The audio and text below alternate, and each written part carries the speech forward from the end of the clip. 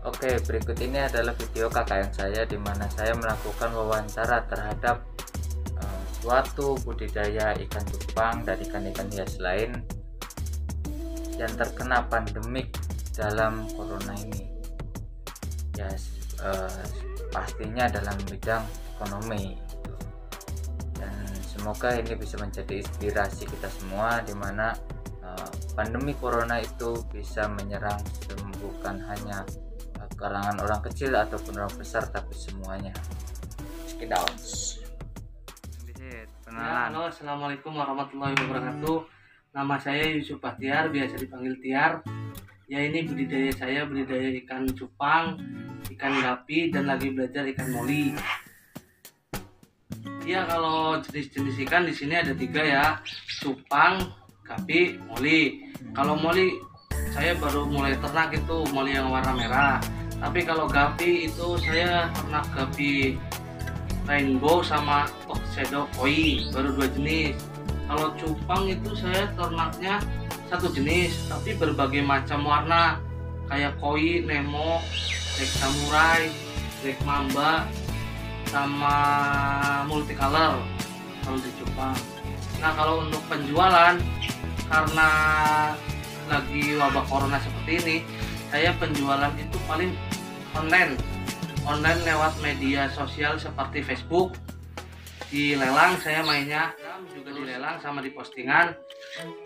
Terus offline, karena online itu lebih mudah. Kalau budget ini nggak tentu sih, tapi imbangnya aja, stabilnya ya.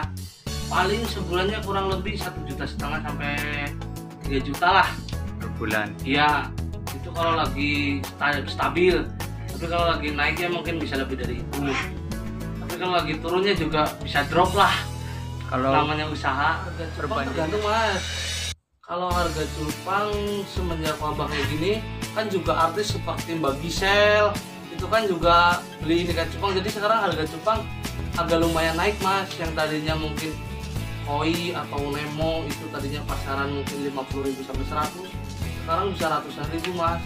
Dari 100 sampai 1 juta, bahkan ada yang sampai 9 juta itu di cupang mas. Makanya di wabah corona seperti ini, budidaya ikan cupang ini sangat, ya boleh dibilang sangat baik lah. Maksudnya menguntungkan juga, iya lumayan buat wirausaha baru-baru ini. Itu biasanya ini satu ini om. Yang pertama itu kalau orang tuh cuma tanya-tanya doang gitu. Ya kalau tanya-tanya sewajarnya tanya sih nggak masalah. Kadang udah tanya berjam-jam tapi nggak beli-beli om. Itu yang pertama, ya kita sebagai penjual harus sabar lah. Yang kedua itu kalau kadang udah ada yang ngomongnya udah transfer, ikan udah kita packing rapi om, tapi ternyata dia belum transfer om. Nah, terpaksa packingan itu kita buka lagi om, kita bongkar lagi. Yang kadang bikin ya kudu lebih sabar lah dalam dunia pertimbangan itu kayak gitu om. ada lagi nggak yang di online gitu kesulitan?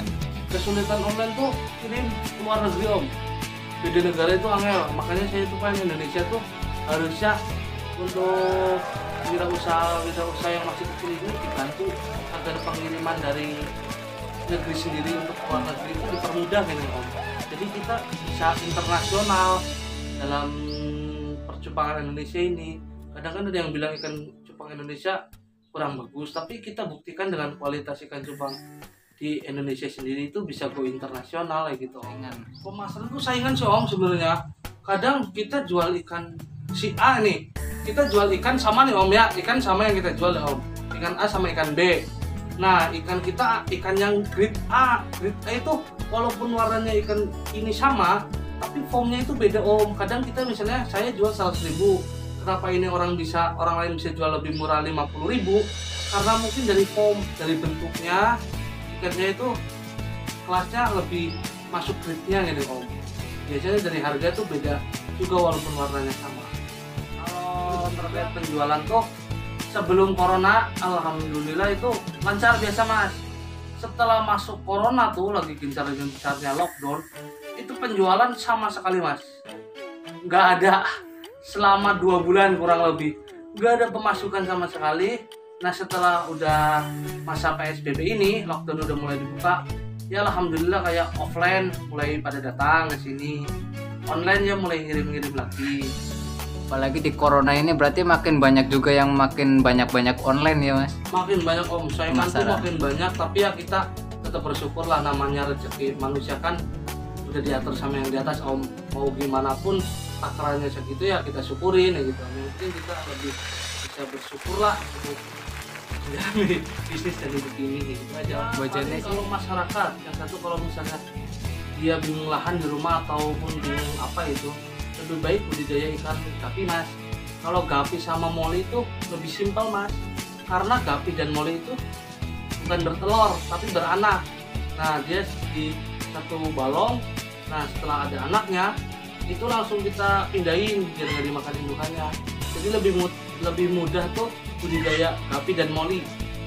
Juga penjualannya nggak usah bingung, tawarin aja ke tukang akuarium di daerah kalian masing-masing kayak gitu. Insya Allah pasti pada mau ngambil. Itu budidaya yang paling menghasilkan lah di saat wabah seperti ini. Nah, ya Om, terima kasih juga udah mampir ke sini, udah tanya-tanya tentang kendala apapun itu, tentang kendala dan apapun itu. Jadi ini saya barusan udah bungkusin, nyiapin sesuatu buat omnya. Ini ada 5 ekor ikan cupang, 4 sama ikan gapi.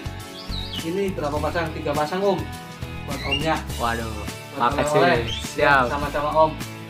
Gimana om? Ya. Ya, itu tadi adalah video di mana wawancara saya, dan mungkin cukup sampai di sini videonya. Wassalamualaikum warahmatullahi wabarakatuh. Salam Mas.